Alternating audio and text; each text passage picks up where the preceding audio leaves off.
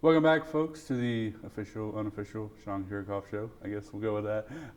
Here with Coach Kiracofe, Northwestern State Volleyball, as we chat about a couple games over the weekend or a couple matches. We kind of talked about Prairie already, but at least in the post-game interview.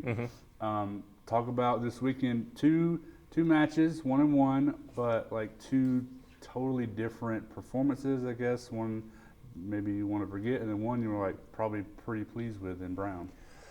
I don't know if we definitely want to or necessarily want to forget it. The unique thing was that Georgia State and Brown were very similar in a lot of ways. They were big at the net, and it was something that our we needed to be able to spread the offense out, and we also needed to take smart swings when we were up against a big block.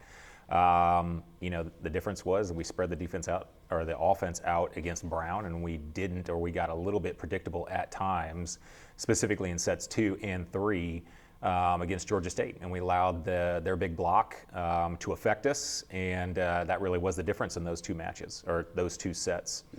Yeah. It was both a good match against Georgia State, and then disappointed that it took a little while to kind of kick in any adjustments that we needed to make. Right. Because the big thing from that Georgia State one, both teams really, a lot of errors on both sides, and just one of those just tough nights, probably for both teams, really, and just unfortunate that we came out on the losing side there. But to bounce back like you did against Brown, a team that was 7-1 coming in, and to have probably your most, like I said, most balanced offensive tech, thing that you've been really trying to have the entire non-conference, that's got to be an encouragement going into this week as we get ready for conference. Oh, it felt really good, really good. And you can't really put a finger on why it happened when it happened, because it's been something like we've spoken about. We've been trying to do all year, and it's there, and sometimes it isn't there. And then obviously sometimes Hannah or Lex are just having a great match, and it is completely understandable why the setters are going to keep giving them the ball. But to be successful down the road, we got to be able to spread the ball out. And it really came down to just a conversation. This is what we want to do. And it's not that we haven't had that conversation before, but it clicked. And it worked. And then it's, if something's working, it's easy for the setters to continue to spread the ball around and experiment with some different things. And so I was happy to see that it happened. Talking about the setters, it really seemed like Cayman and Skylar both had really exceptional matches against Brown, especially. It was Skylar maybe playing a little bit better because it was her birthday, but yeah, it was just because we haven't talked a lot about them or the defense really this year. But I guess maybe spend a couple seconds and tell us how they've progressed. Right. I think both setters have done a fantastic job. Skylar provides us with the ability to be very offensive at the net, and sometimes, I'll say this is a great thing, is that we keep pushing Skylar to do it more often.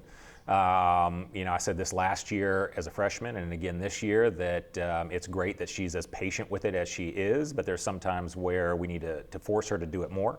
And because that provides a different element of offense for us and something different for the defense to look for. But I can say in the exact same breath that you don't want a setter that thinks that she's more offensive than she is a setter. You want her to be able to set the ball and put her attackers in good positions, and she does that. We just want to mix in a little bit more offense from her. And Cayman's been great. She's running a great offense.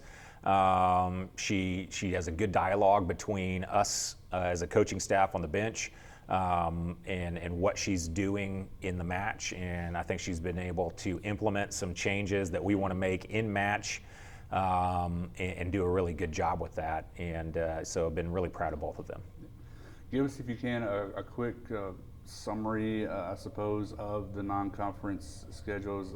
Intentional thing by you to play maybe a few more matches than you have in the past, just to kind of get everybody used to their roles and finding their roles on the floor before conference play. I would say overall, pretty successful non-conference schedule. Some tough matches, some matches that we won and played very well. So, do you feel like that schedule, what you've done, has prepared you for as we get to conference this week? Oh, I do. We have not had a single bad loss We've had some good wins. And we've put ourselves in some really tough situations that we can learn from, and they're going to pay off, in conference when we get in those tight matches, which we definitely will. It was everything. I got everything out of the preseason that I wanted. What are we? We're 8-6. Is that right? Mm-hmm. 8-6, and we could easily be 10-4. As a coaching staff, we wanted 10-4. As as a team, they want that too, but I can't look at those losses and say that they were bad losses, because we were in those matches. And again, I'm biased, but I feel like if we would have gotten to 5, we had a great chance of winning those matches. It was great. There was some struggle. There was a lot of success, and I think we got a lot out of the preseason. So moving into this week, like we've talked about, I've mentioned it a few times already in this conversation, starting conference play. Mm-hmm. How is, maybe not important, but starting conference at home too, after all these road matches? I mean, obviously you want to get off to a good start, and to be able to play at home those first 2, opportunity to really get that going. Playing at home is a blessing. You never know. Well, I know next year we're on the road to start conference season, but it's always good to be able to be at home for those first 2 outings. And it's just, I don't know what else to say other than it's nice to play in Prairie. So to open up the conference season against 2 teams that are ranked at least preseason above us, it's a good place to have them in Prairie. Talk about the matchups this week. Sam Houston on Thursday, Houston Baptist on Saturday. What do they bring to the table? What have you seen from their non-conference as they come in this week? They've played a lot of different teams. Well, I'll back up and I'll say Sam Houston has played a lot of teams similar to us. Houston Baptist has played a few. Sam Houston, starting out on Thursday, is going to be an entirely new team. They lost a lot of seniors. They have just a new look. They're in a 6-2, at least at the moment. So nothing is going to be really familiar from past years. But we know that every time we go out there, it's an entertaining match, and it's going to be a back and forth fight. Someone walks out of there feeling, pretty happy that they survived with a win. It's just always entertaining when we play them. Houston Baptist, they're playing really well right now, and we played a couple good matches against them last year as well. It's going to be a tough week for us, but I think it's going to be a good one to see exactly where we stand early on in the conference season. I don't necessarily think that it's going to define the season this early, but we're going to have a good idea of what we need to work on or where we stand with everybody. Yeah, that old adage, you can't win or lose a conference championship in the first weekend. So definitely a good opportunity to see where you stand early on and adjust from there.